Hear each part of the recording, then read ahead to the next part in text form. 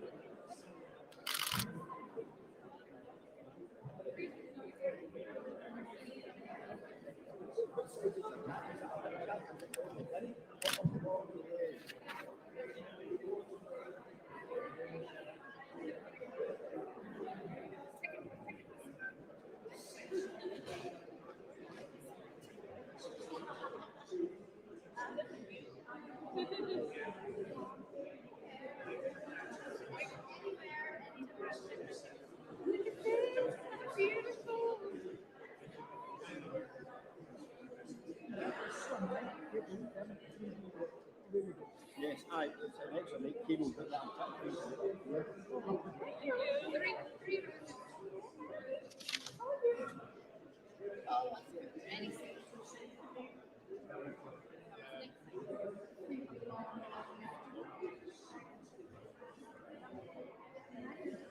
Good evening, everyone. Those who are reading at the Interfaith service, could please come up to the front and take your seats.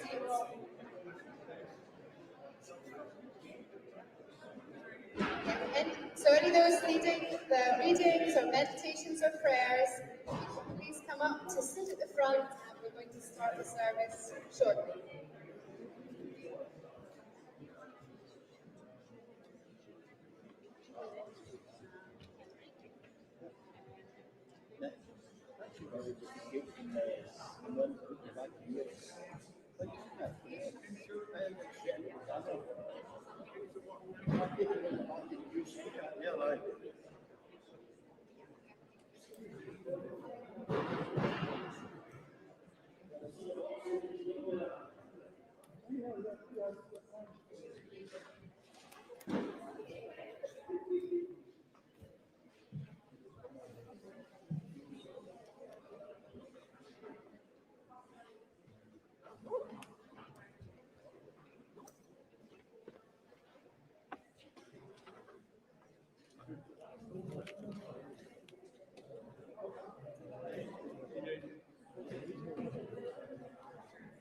parents are.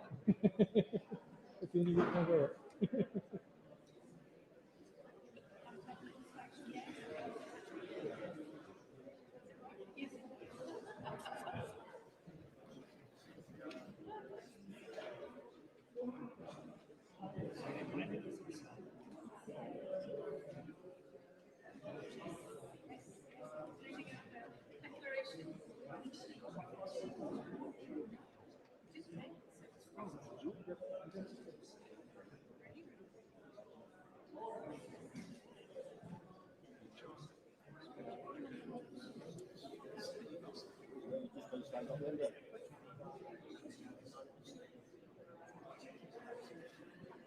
So, welcome back to all of you. I think some more people are going to, little by little, come in and join us. So, Henrik and I wanted to draw a conclusion. I don't know if you're aware of that, but there was about 100 people registered for online conversations as well. And so I wanted Henrik, who was leading an online group, with people from far away from here, to tell us how it was. Yeah, I will say it like this. It's easy when you go to a COP, when people from all around the world is gathering, and you get into like a bubble. And you think this is the whole world, and you can sort of focus on small things and how you phrase things in documents and so on. And I think you can also do it as a group from faith. But I think that one of the more important parts that we bring added value, so to say, to the COPs is that we actually are a communion people from all over the world, from different ways of life. And we have to remember that also when we are at COP. So for me to actually be here, but also digitally to have a discussion with people in Australia, South Africa, and USA in one over the screen, was also reminding me of the importance from faith communities to bring the voices. We often talk about advocacy from our constituencies, to bring the voices of those who are in our community. And that is something that I take with me, and also from what we heard earlier today. And especially at this COP, when there's so much at stake, when we need higher ambitions, we also need from faith communities to have this kind of ethical driving force, but also remember all of those that are sort of locked out with a kind of invisible wall. Because of COVID, because of finance, because of traveling, their voices must also be heard. And as people of faith, I think that is one thing that we have to do. We have to bring all the voices. And I often use a picture for this, and it's at every table where you make decisions, you should have 3 empty chairs. And those empty chairs should represent the poor people of the world with no voice at the COPs, with the future generations, and with the nature, Mother Earth, the creation itself, all the species on Earth that don't have a voice. Those chairs should always be taken into account when you take decisions. And I think that is our role as faith communities, to bring that voices, to bring those 3 empty chairs. So that's rather personal from my digital discussions, but I think that is something I bring with me to not focus just on this bubble that we are in Glasgow over these 2 weeks. It's also to bring all the others. Thank you. Thank you so much for that, Henrik.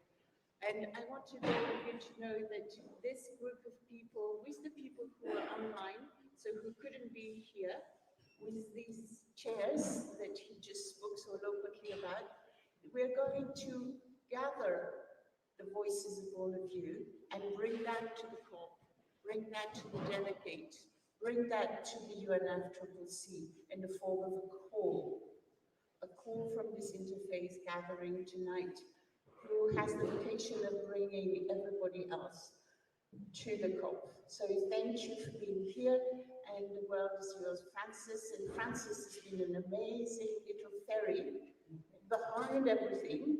So really, really, thank you so much for your help.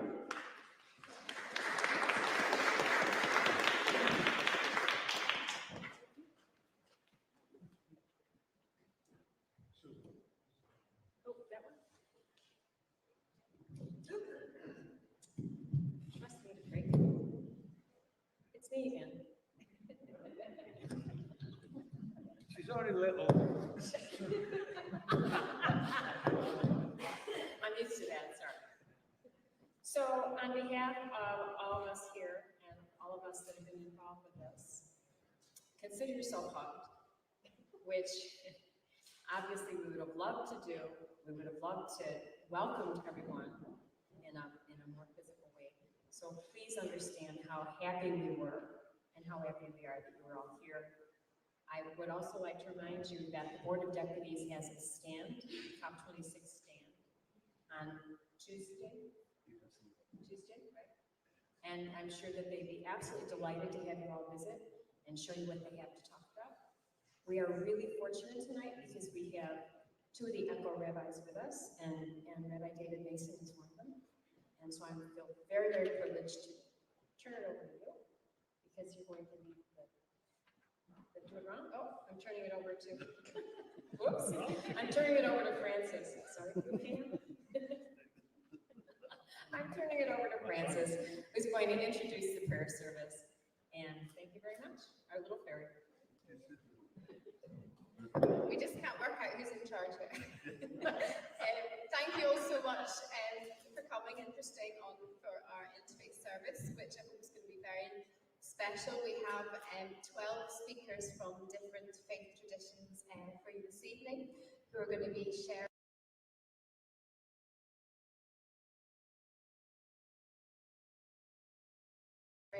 readings and meditation and singing and a whole variety of things from their faith tradition in relation to the environment and caring for the earth. So one thing to say, we had quite a few musicians booked who've all had to cancel for various reasons, but we're very happy that we've had two musicians at the very last minute who stepped in as well as part of our service. So it's lovely to have you here as well. The only thing I'm going to mention, one practical thing, we decided to give you your sandwiches and soup because people were really hungry. There may be a little bit left over at the end and some water and things. So if you still want some more at the end, please hang around and we'll have it for you both downstairs and just there in the hallway. So without any further ado, I'd like to first introduce our first musician who agreed this morning to sing for you, which is wonderful. It's going to be Nick Saya from the Baha'i Faith, and he is going to be singing a prayer from the Baha'i scriptures to start our service.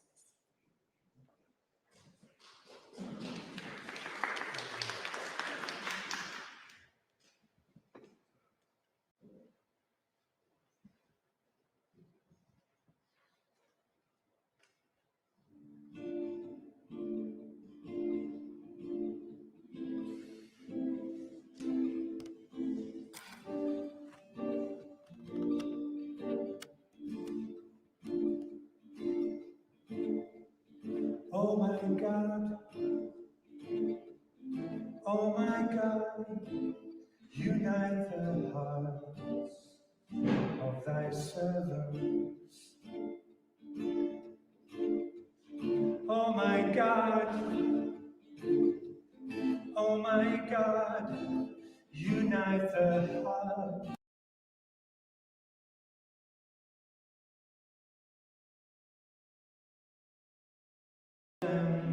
Thy great purpose, may they follow thy commandments and abide in thy love. Help them, O God, in their endeavor, and grant them strength to serve thee. O God, and unto themselves, cheer their hearts by their love. Verily, thou art their helper. Verily, thou art their helper and their Lord. Verily, thou art their helper. Verily, thou art their helper and their Lord.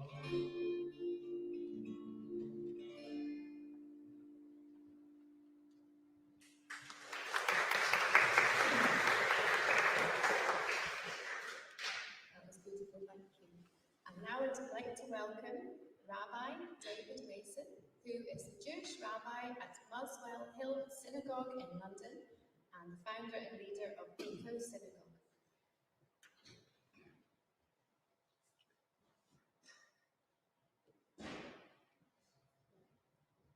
An old Jewish text, the Talmud, relates an interesting incident about the sage, the rabbi, Choni HaMa'agel, Choni, the circle drawer, who once prayed for rain during a drought and refused to move from within a circle until the rain came, which it did. The righteous man, Choni, was throughout his life troubled by the meaning of the verse in Psalms, Psalm 126, a song of ascents. When God will return the captivity of Zion, we will be like dreamers. Is it possible for a man to dream continuously for 70 years? One day he was journeying on the road and he saw a man planting a carob tree. He asked him, "How long does it take for this tree to bear fruit?" The man replied, 70 years. He then further asked him, "Are you certain that you will live another 70 years?" The man replied, "I found ready-grown carob trees in the world, as my forefathers planted these for me, so I too plant these for my children." Choni sat down to have a meal, and sleep overcame him. As he slept, a rocky formation enclosed upon him, which hid him from sight, and he continued to sleep for 70 years. When he awoke, he saw a man gathering the fruit of the carob tree, and he asked him, "Are you the man who planted the tree?" The man replied, "I am his grandson." Thereupon he exclaimed, "It is clear that I slept for 70 years.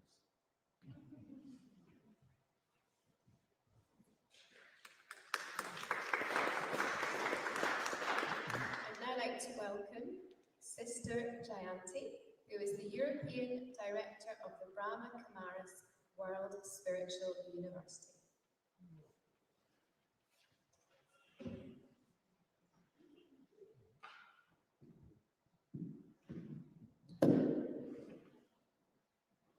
Om Shanti, a greeting of peace to my sisters and my brothers. This question about what is it that people of faith especially can offer the world in this moment. We hear many beautiful responses, and I agree with all of them. But one particular thing, especially in a sacred place, that touches my heart is that we're there to remind people of that which is sacred. Life is sacred, nature is sacred, all creatures are sacred. And when I think of a child and a child's wonderment and looking at a flower or a butterfly, as we grow older we lose that sense of wonder and sacredness. And so I think it's time that we remind ourselves, but also others, of how sacred this planet is love and respect nature, the planet, and every human and every creature on this planet. And I'd like to spend just a couple of moments just experiencing the power of silence, going deep within, finding that space of silence inside.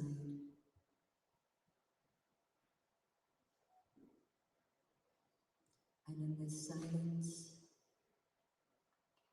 being able to hear what my conscience tells me.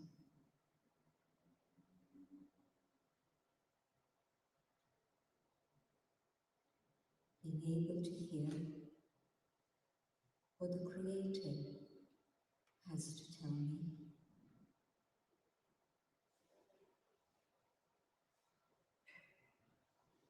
And also to hear the call of time itself.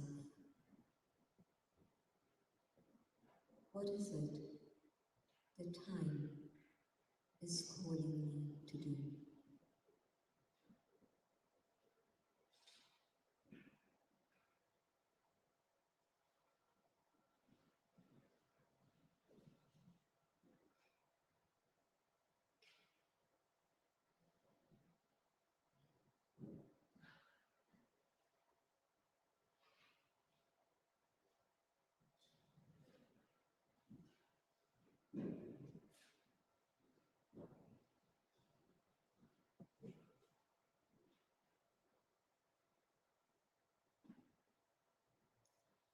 Om Shanti.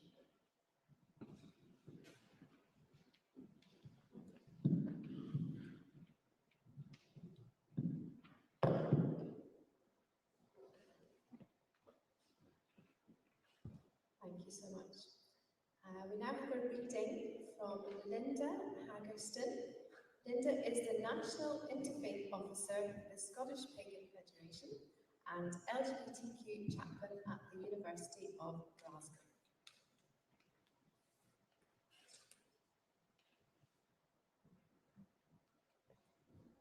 As its name implies, modern paganism is born from the memories, songs, and stories of country dwellers of old. It is a tapestry woven from many different colored strands, and its followers don't always see eye to eye. One belief we have in common, one that guides our lives, is that the earth is sacred, to be cared for and revered. Pagans will variously say that now is the season of Samhain, of All Hallows Eve, and the beginning of a new year.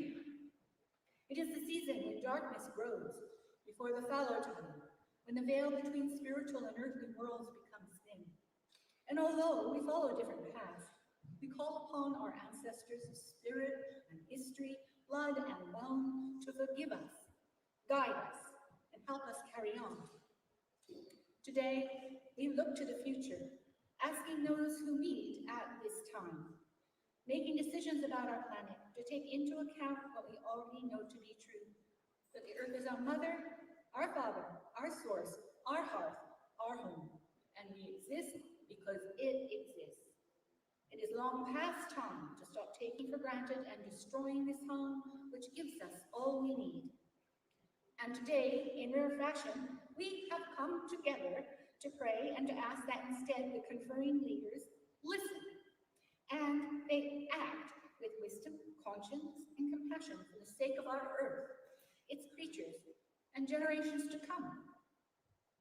So our continuing prayer is this: O Great Spirit, O Sacred Ones, you are the wind that breathes upon the ocean, the tide that sways and splashes upon the shore, and the creak of the boat as it gently rocks upon the water.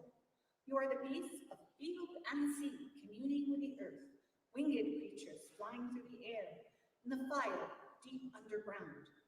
You are the mountain lake and the pond in the city, the desert sands and the lava flowing. You are the kelp and the trees, the fungi and the fern. You are the arts and the discoveries of science. You are the beauty of the written and spoken word and of silence.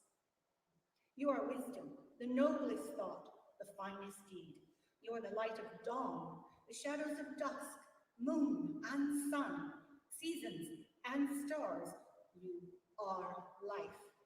You are us, and we are you. You are all creation, and in honoring you, we affirm our devotion to life on this small planet, healing and protecting it the best we can. I'm a Druid, and to close, I share with you now the Druid's prayer. Grant, O beloved ones, thy protection, and in protection, strength, and in strength, understanding, and in understanding, knowledge, and in knowledge, the knowledge of justice, and in the knowledge of justice, the love of it, and in that love, the love of all existences, the love of the earth and of all goodness. Amen.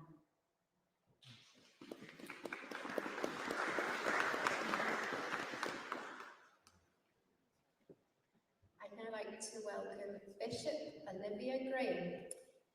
Olivia is the Bishop of Reading and Christian from the Anglican tradition.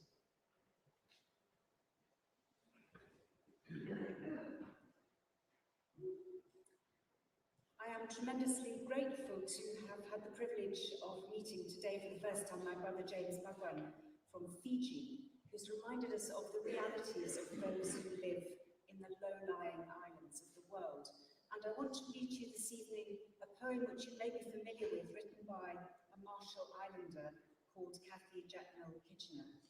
She wrote this poem, she's an activist and a poet, she wrote this poem for the COP that was held in Paris. And I'd like to bring it to you this evening and follow it with a prayer. I prepared the package for my friends in the States. First, the dangling earrings woven into half moons, black curls glinting like an eye in a storm of tight spirals. Second, the baskets, sturdy, also woven, brown cowrie shells shining, intricate mandalas shaped by calloused fingers. Inside the basket, a message. Wear these earrings to your parties, to your classes and meetings, to the grocery store, the corner store, and while riding the bus. Store jewelry, incense, copper coins, and curling letters like this one in this basket. And when others ask you where you got this, you tell them they're from the Marshall Islands. Show them where it is on the map. Tell them we are a proud people, toasted dark brown as the curved ribs of a tree stump. Tell them we are descendants of the finest navigators in the world. Tell them our islands were dropped from a basket carried by a giant. Tell them we are the hollow hulls of canoes as fast as the wind slicing through the Pacific Sea. We are wood shavings and drying pandanus leaves and sticky wirrels at canoes. Tell them we are sweet harmonies of grandmothers, mothers, aunties and sisters, songs late into night.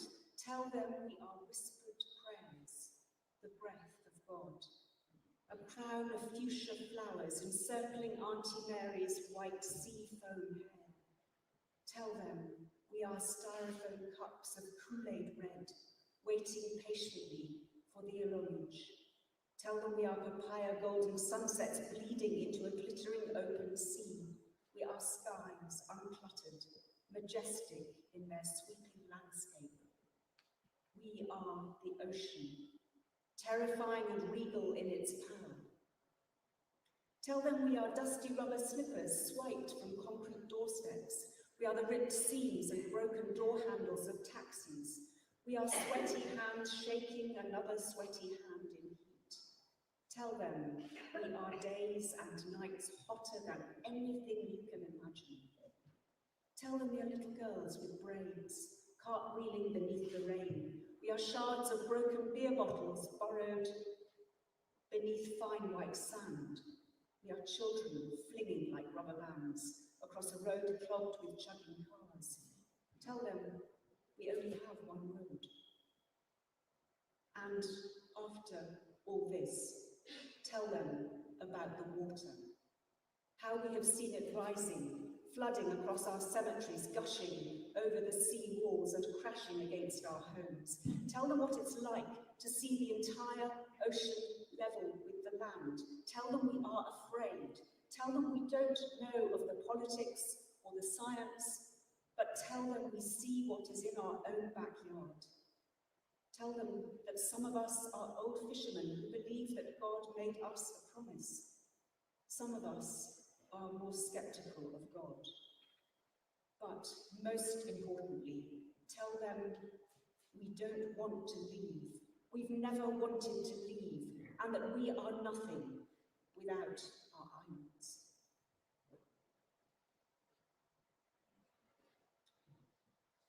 Let us pray. Creator God, giver of life, you sustain the earth and direct the nations. In this time of climate crisis, grant us clarity to hear the groaning of creation and the cries of the poor. Challenge us to change our lifestyles. Guide our leaders to take courageous action in these days of COP26 and when they return home. Enable your church and all people of faith to be beacons of hope and foster within us a renewed vision of your purposes for your world. Amen.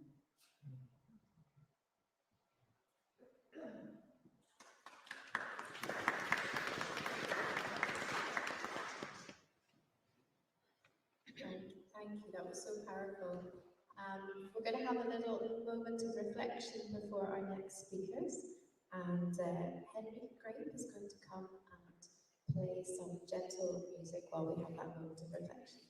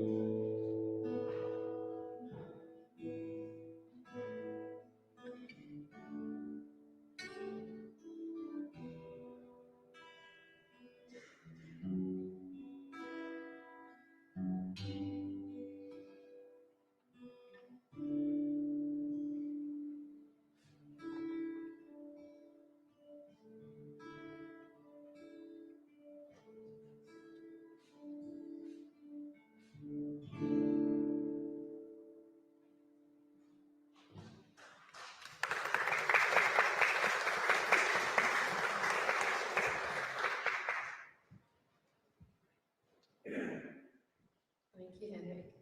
Now I'd like to welcome Sheikh Hassan Rabbi, who is an imam and Muslim chaplain at Heriot-Watt University and the chair of the Scottish Muslim Forum.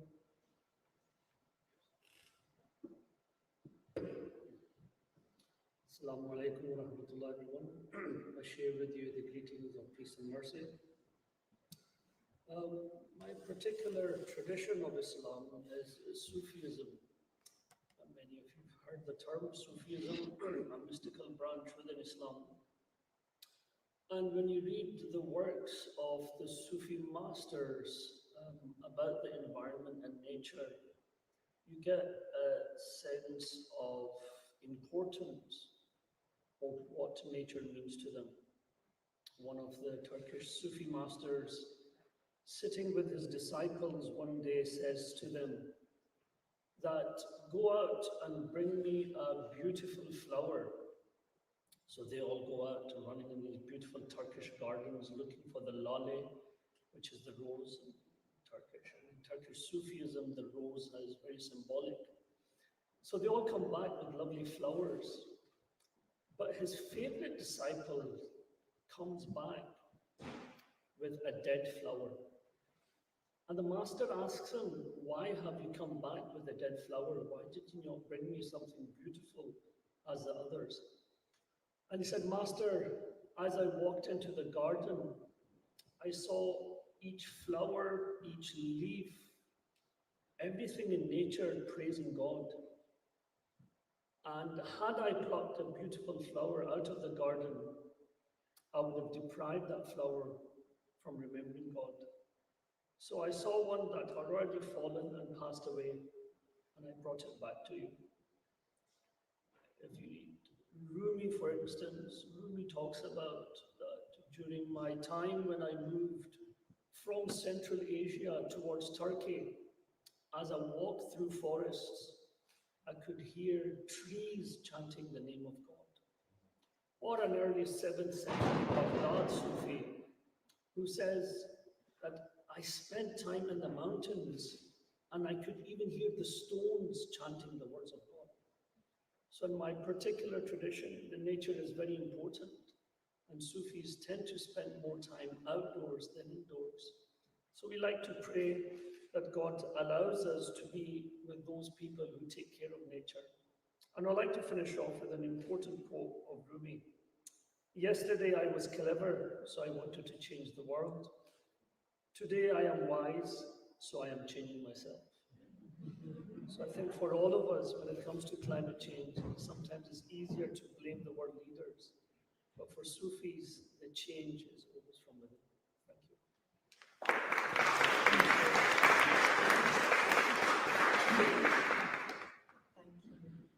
Now I'd like to welcome Ravinder Kaur Najjar, who is the Sikh representative of the Scottish Religious Leaders Forum and is chair of Religions for Peace UK Women of Faith Network.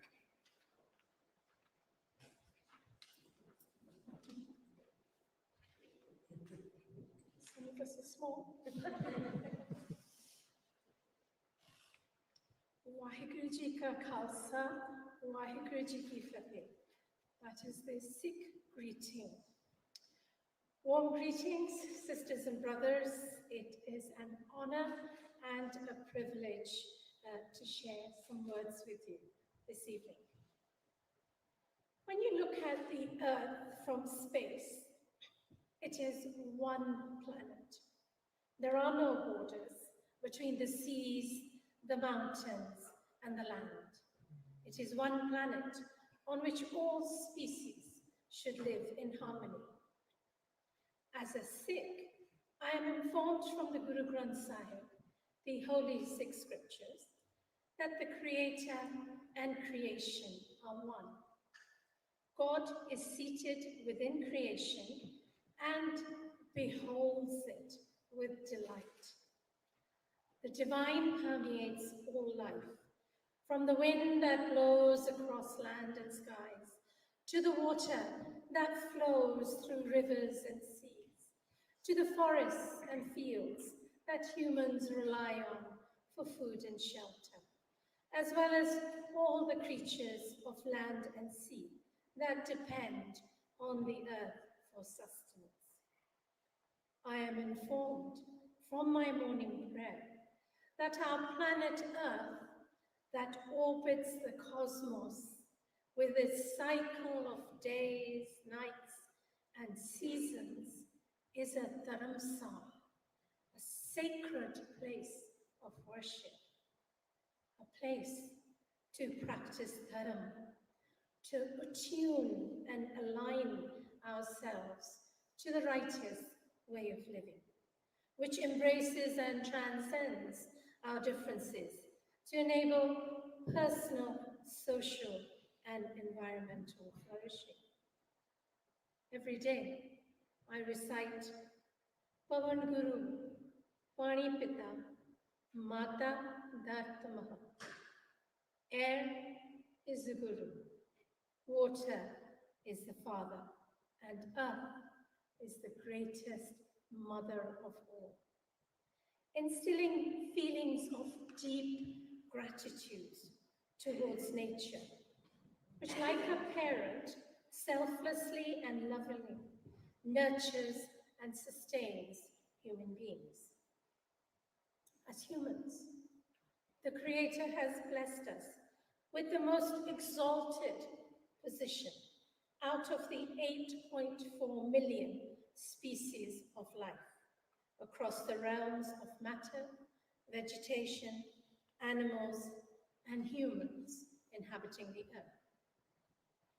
Our scripture in Form 6 that human beings are honored and privileged with all of nature's resources at their disposal.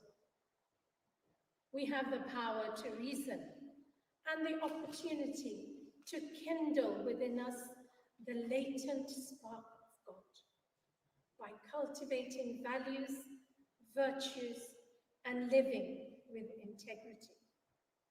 As custodians of this planet, we have a responsibility to safeguard, heal, protect, and facilitate the flourishing of all life. Today, the planet's cry for help is real.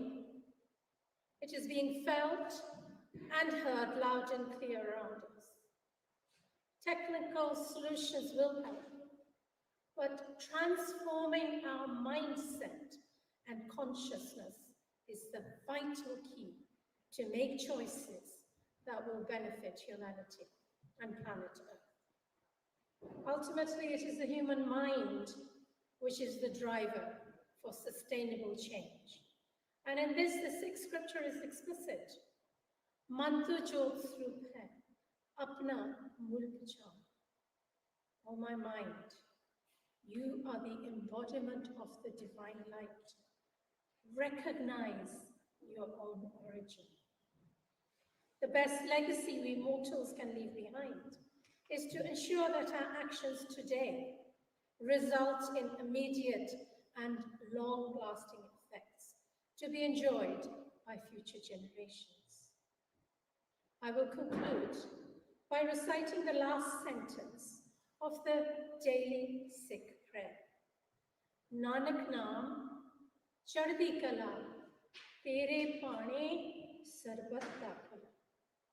Says Nanak, through the ever-increasing glory of thy name, Lord, may all beings on this earth enjoy thy blessing and live in peace and prosperity. Vaheguru Ji Ka Khalsa, Vaheguru Ji Ki Fateh.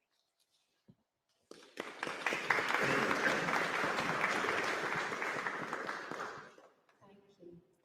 We now have a reading from Robert Harrop, who is from the Buddhist community and is General Director of the Soka Gakkai International in the UK.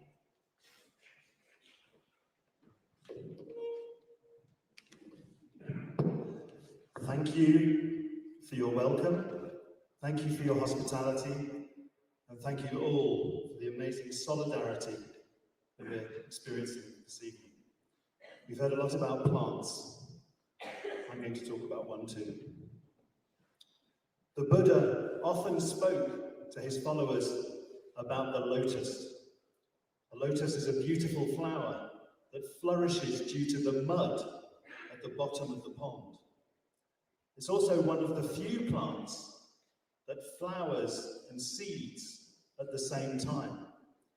And the Buddha used this plant to explain cause and effect and the creation and changing of karma, or the tendencies that we seem to have in our lives. My Buddhist practice is based on a teaching called the Lotus Sutra, which is an empowering teaching that urges action, not only to find and fulfill one's own personal potential, but to encourage others to find and fulfill theirs too. One of the reasons that the Buddha uses the metaphor of the lotus is that we are encouraged to roll up our sleeves and engage in society, or to continue the metaphor, to be in the mud. It's the mud in life which will give us the opportunity to draw on our inner resources and to transform the pond or society. Without the lotus, the pond is not such a beautiful place. Without the challenges in life, humanity will never reveal its greatest potential. One aspect of the mud, or the mud of life, is referred to in Buddhism as the three poisons, or greed, anger, and foolishness. And people are prone to these three poisons. When the poisons get out of control in an individual, we might see hoarding, or violence, or selfish ego-based behavior. When they get out of control in society, we see overconsumption, war, and damage to the natural environment. The Buddha also taught his followers to be compassionate. There are two aspects to compassion in Buddhism. First, to take away suffering and to replace it with something positive, something hopeful, something joyful. When we see suffering, we want to do something to stop it and take it away. And then we want to replace it with the antidote to the three poisons, with compassion, wisdom, courage, life force, and creativity. In one of the Buddhist texts, called the Vimalakirti Sutra, the Buddha taught, if the minds of living beings are impure, their land is also impure. But if their minds are pure, so is their land. There are not two lands, pure or impure in themselves. The difference lies solely in the good or evil of their minds. We face a serious situation, a crisis, where our planet requires us to have good in our minds and to encourage others to have good in their minds. It's not the planet's fault that we're facing this climate crisis. This is our opportunity, whatever our faith position, to ensure that we tip the scales away from impure decisions based on ego towards decisions based on love, compassion, hope, and justice. This is the inner transformation, the human revolution, which is so urgently needed now. As people of faith working together, we can make such a difference. We have a responsibility to make sure that no one is left behind. The pond deserves to have the lotus in it. My prayer is that together we can transform the pond with beautiful lotuses.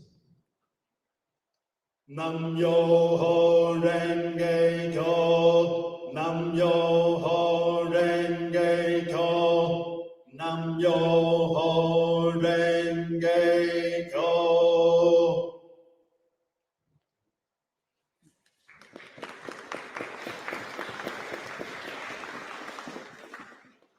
Thank you.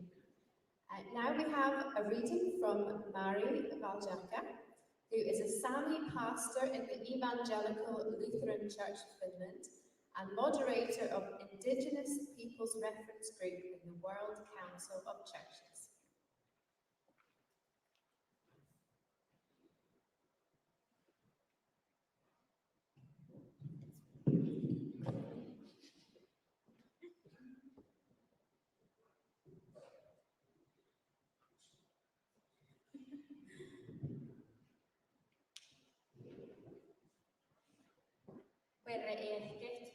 Good evening, everyone. Not very long ago, we weren't able to use our indigenous languages, Sami languages, in churches and services. And even though the members of the congregation were the speakers of the Sami language, and even if the pastor knew Sami language, they didn't want to use the Sami language when preaching because they we thought that it's not holy enough. So we used interpreters. So these days we have a lot of good interpreters in our congregation. But anyway, nowadays it's a different situation, but it's good to remind that it's a huge thing for indigenous peoples to even hear their own languages in the services and in the churches. And also, it's a huge thing for us to be in the places like this, where we can share our stories, share our issues, and share our wisdom. In 2019, the United Nations Day set the year of the indigenous languages. So the year 2019 was the year of the indigenous languages. Back then, we started to celebrate the week of the Sami languages. And actually, it is this week right now. So today, I want to read from John's Gospel, the five first paragraphs from John's Gospel in two different Sami languages. The first Sami language is Inarisami, and we use that in my congregation, and we only have like 300 speakers left today. The other one is North Sami. It's basically our own English. We use it also in Norway, in Sweden, and in Finland, so we can communicate with each other, no matter of the borders of the countries. So that's a very convenient language for us. And also I have a prayer in North Sami, but from the John's Gospel. Alkaslei sääni, säänilei immeen kuulen, ja säänilei immeen. Jo alkas säänilei immeen kuulen, pohsoodai sääni voimi. Mihin niili shottam, ilak shottam suuttaa. Sus läi elli, ja ellim läi urmui juova. Juovaa seutniadasast. Seunaadas, ilak fiinnin ton valtaasas. Alkus lei sätmi. Sätmi lei itmilalutte, ja sätmi lei itmi. Son lei alkus itmilalutte. Puot lä shattan supokte, ja alma suhaa iilä shattan mihtie tasmiilea. Suu sistelei iellin, ja iellin lei olmoi juoka. Juoka päihtää seutniadasas, mutta seutniadasas iilehtän voihtää. Let us pray. Itmil puh siutniideät jää paajastoalli. Kiihtu imaslas iellimis, tam puh häämiin. Ohpahmin atti arvudu siutnaadusaitte. Jehki siutnaadusas lää ejas satki. Vähkehmin kautta niin oasi kilvin ja värjälääkin. Amen.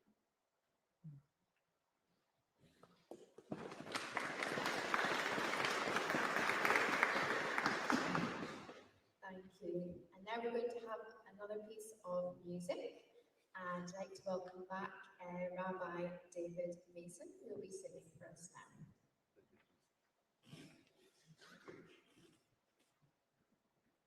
So I'm going to sing Psalm 121, a tune that's known to many Jewish communities, a tune where we look up to the hills and we look to God for help. We call him the Oseh Shamayim Va'aretz, the creator of the heavens and the earth. And in a sense, we're praying for God's help, not just in a sense within this crisis, but to wake up the minds of people, because of course we know it's us, it's humanity that's really causing this crisis. And so our prayer to God is that humanity wakes up, that humanity looks up, and humanity takes responsibility for the world that God has created. Shir Lamalot Esa ele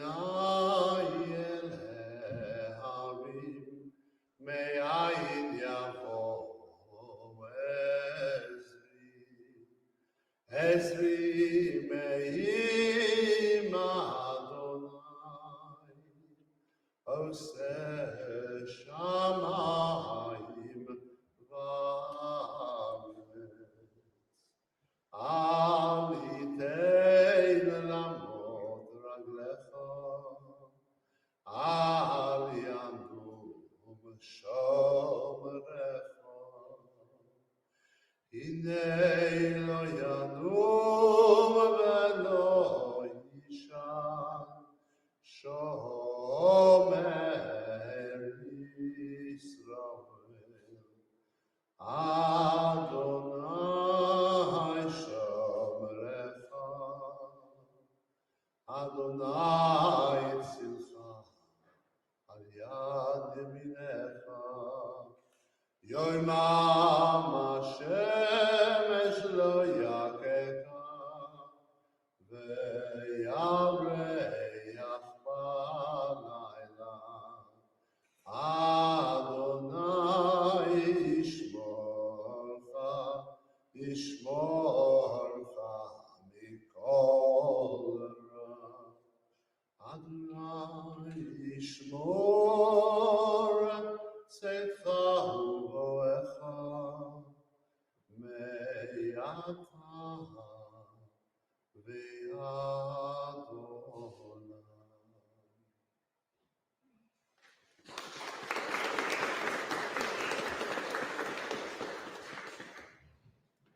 Thank you so much, that was beautiful. Now I'd like to welcome, get further and further down here. Don't have to put it back in. I'd now like to welcome Angelito Cortez, who is a Franciscan friar in the Order of Friars Minor in the Catholic Christian community.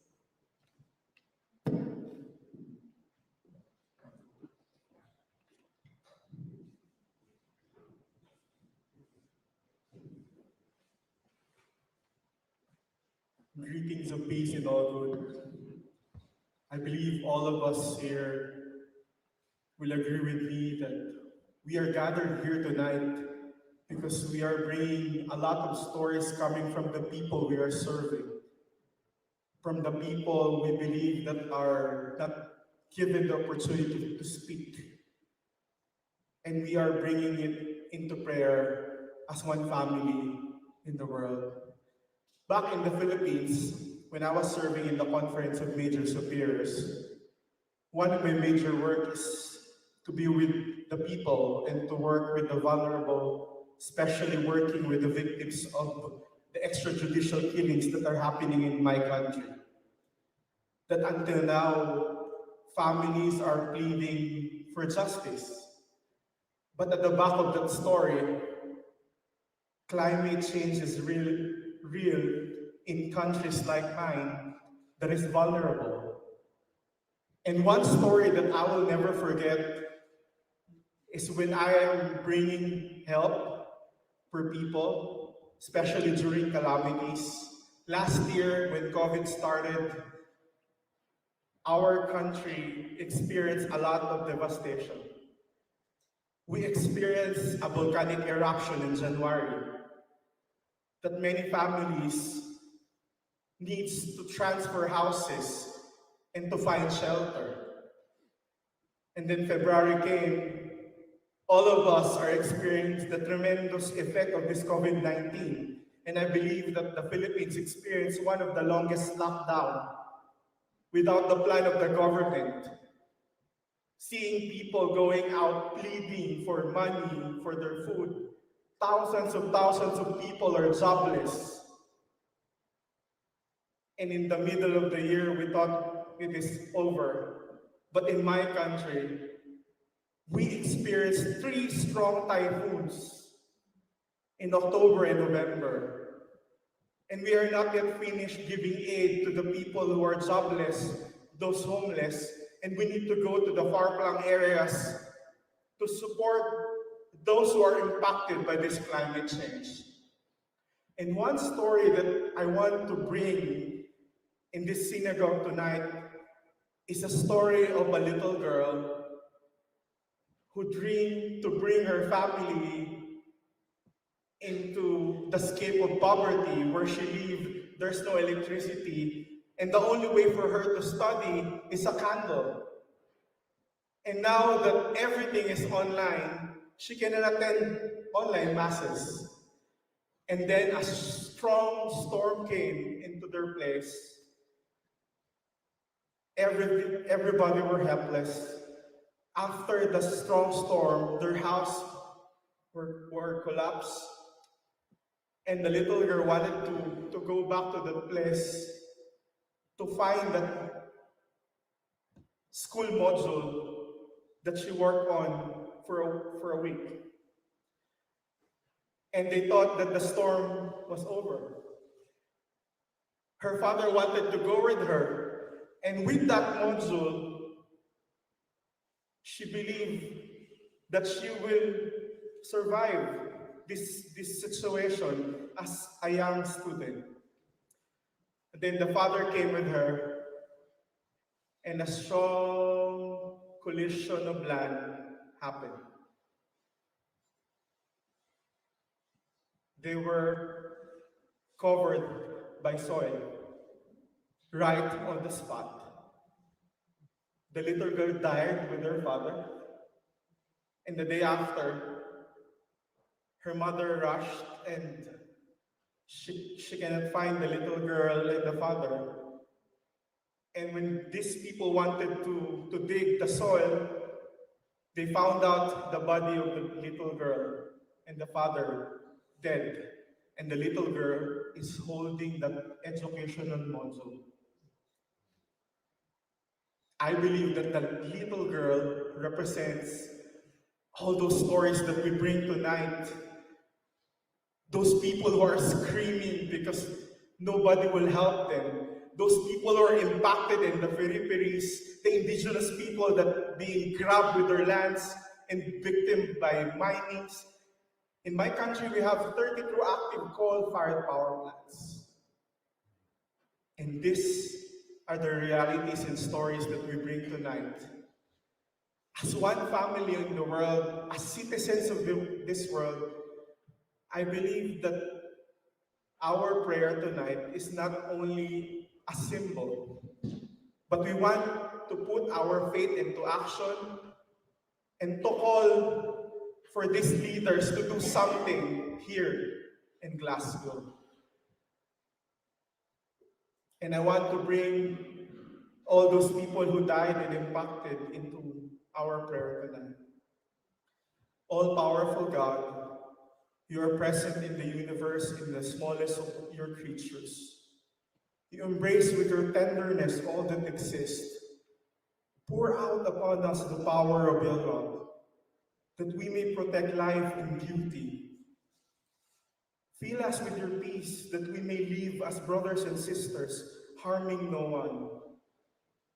O God of the poor, help us to rescue the abandoned and forgotten of this earth, so precious in your eyes. Bring healing to our lives, that we may protect the world and not prey on it, that we may sow beauty, not pollution and destruction. Touch the hearts of those who look only for gain at the expense of the poor and the earth.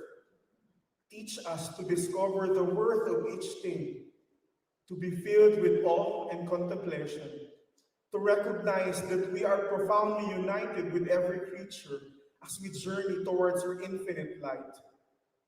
May the Spirit inspire all political leaders at COP26 as they seek to embrace the changes needed to foster a more sustainable society.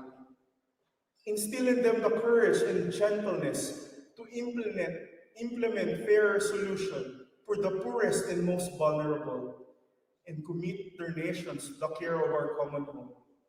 We thank you for being with us tonight. Encourage us. We pray in our struggle for justice, love, and peace. And I want to end this with a message of Pope Francis for this Glasgow COP26, that we need to have a radical solution in the midst of this crisis. and as leaders of our own faith, our communities, we must play the big role.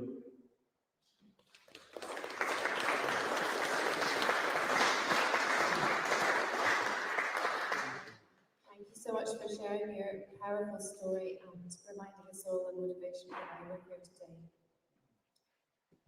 So I'd like to welcome now Haldor Thorgjursson from the Baha'i Faith, who's a member of the National Spiritual Assembly of the Baha'is in Iceland, who will share an Icelandic prayer with us. Thank you very much. I will recite one of the prayers given to us by Abdul Baha, the son of Baha'u'llah, the manifestation of God. I'll read it in Icelandic first and then in English. And this is prayer for humanity. Ó Guð, ó þú sem hefur varpað ljóma þínum á geislandi veruleika mannanna, úthellt yfir þá skínandi ljósi þekkingar og leiðsagnar og útfallið þá úr allri sköpun fyrir þessa guðdómlegu náð og látu þá bera skyn á alla hluti skapaða, skilja innsta kjarna þeirra, afhjúpa leyndardómana þeirra og leitt þá út úr myrkrinu inn í sýnilega heiminn. Hann sýnir vissulega sérstaka náð sína hverjum sem honum þóknast. Ó Drottinn, hjálpa þú ástvinum þínum að tileinka sér þekkingu, vísindi og listir og afhjúpa leyndardómana sem eru varðveittir í innstra veruleika alls sem skapað er. Lát þá heyra þá huldu leyndardóma sem þú ritaðir og greyptir í hjarta alls sem er. Gerð þá að gunnfánum leiðsagnar meðal allra skepna og skörpum geislum hugans sem gefa ljósitt í þessu fyrsta lífi. Gerð þá að leiðtogum sem leiða mennina til þín, leiðsögumönnum sem vísa veginn til þín, hlaupurum sem eggja menn til að leita ríkisþings. Þú ert vissulega hinn voldugi, verndarinn, hinn öflugi, verjandinn, hinn máttugi og örlátasti. O God, O thou who hast cast thy splendor over the luminous realities of man, shedding upon them the resplendent lights of knowledge and guidance, and hast chosen them out of all created things for this supernal grace, and hast caused them to encompass all things, to understand their inmost essence, and to disclose their mysteries, bringing them forth out of the darkness into the visible world. He rarely showeth his special mercy to whomsoever he will. O Lord, help thou thy loved ones to acquire knowledge and the sciences and arts, and to unravel the secrets that are treasured up in the inmost reality of all created beings. Make them to hear the hidden truths that are written and embedded in the hearts of all that is. Make them to be ensigns of guidance amongst all creatures, and piercing rays of the mind, shedding forth their light in this, the first life. Make them to be leaders unto thee, guides unto thy path, runners urging men unto thy kingdom. Thou verily art the powerful, the protector, the potent, the defender, the mighty, the most generous.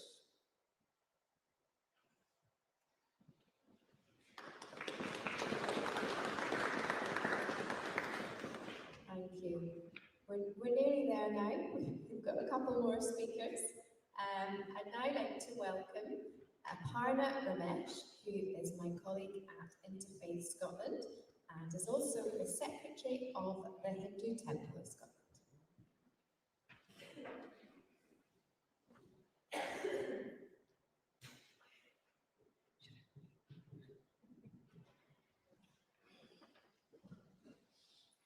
Namaste. I would like to begin with a few lines from Hindu scripture.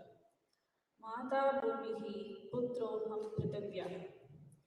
This quote reminds me of the relation between us and the Mother Earth. The earth is my mother, and I am her child. This relation is elaborated upon further in this next sloka.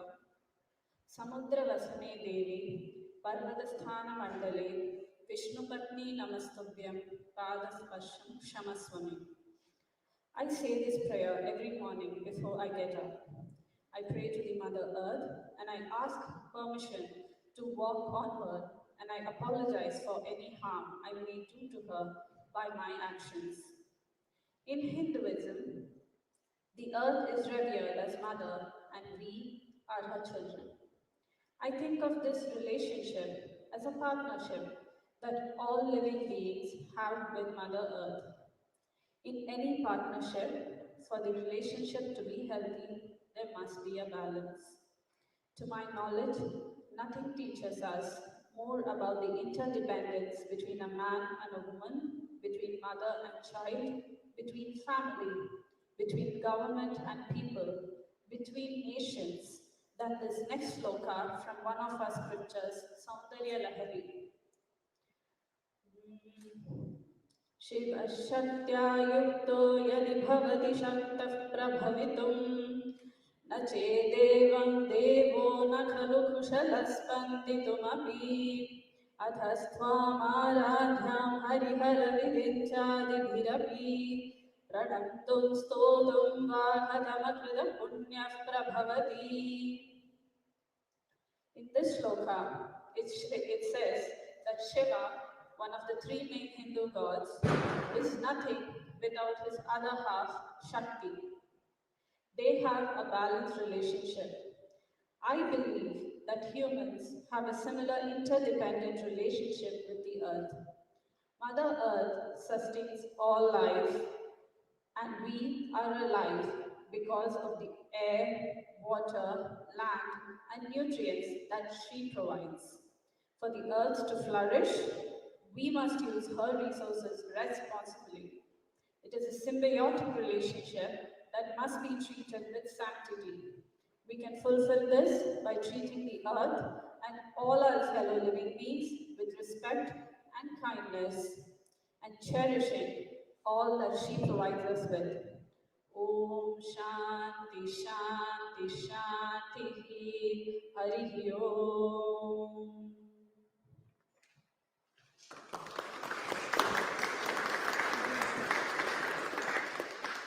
Thank you very much. Now, last but not least speaker, we have Paul Parker, who is the clerk of the UK Quakers for the UK.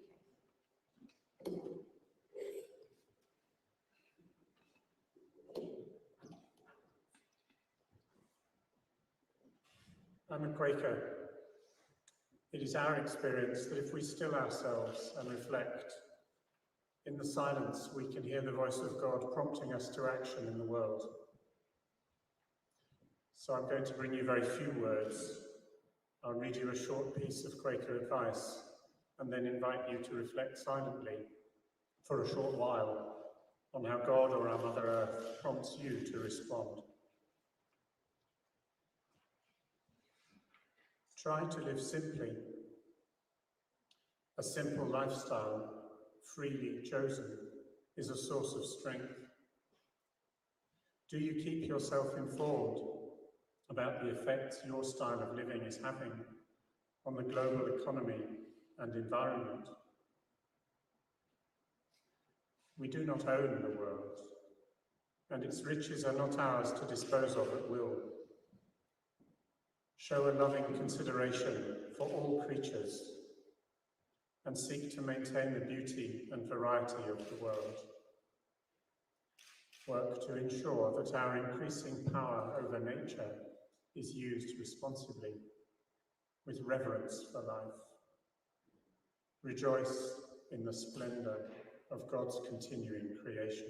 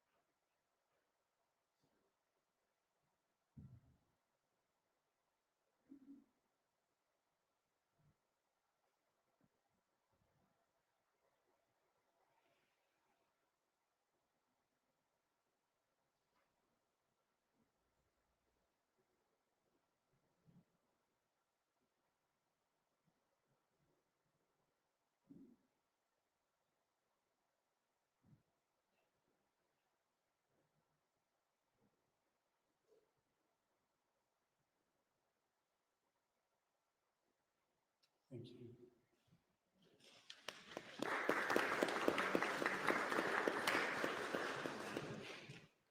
Thank you, Paul, and to all our speakers this evening who put their heart and soul into sharing with us from their faith tradition. Now, when I was a teenager, I remember that before I went to university, in my church group, the minister said to us, "You're all going out all over the world, but you're all to be a light wherever you go in the world, and to share that love of God, love of humanity and one another, and make a difference in the world." So for our closing of this service, I'm going to ask each of the speakers who's been given a candle. It's kind of a virtual candle, it's battery operated, but they'll be virtually lighting the candle, and Nick's going to play us out with some more music and take that moment and time to reflect how each of us are lights in our own community and in the world, and can make a difference at this time and after COP26.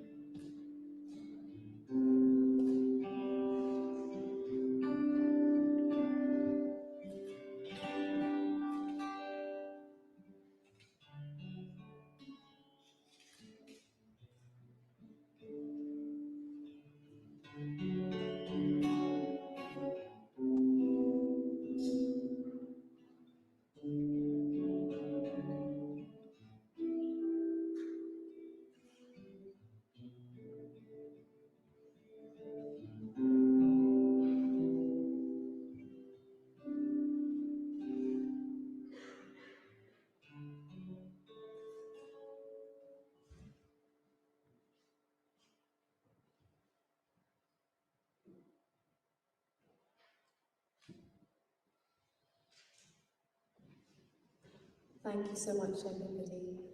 If you want to take your seats again, I don't know if Valerian has something to share with us to close.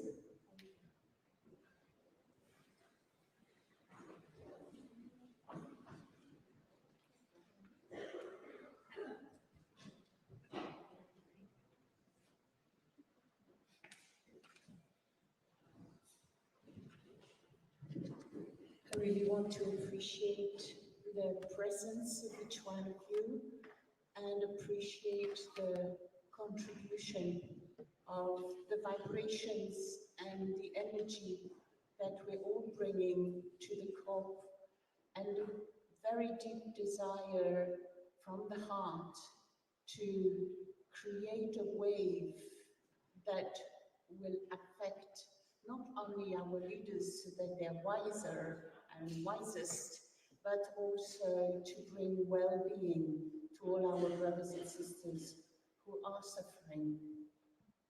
Light and might. Yes, I feel blessed being in a community like this.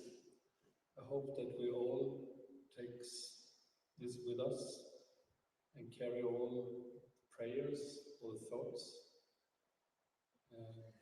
also for changing of the world that is needed. And we are in a crucial time and space. And we need everybody of goodwill to act, to come to a better future for the poor, for the coming generations. and for the creation itself.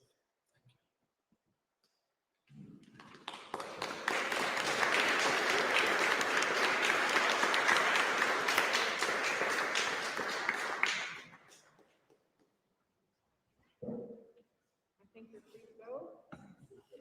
Go safely, enjoy the conference, and hope to see you all during the week.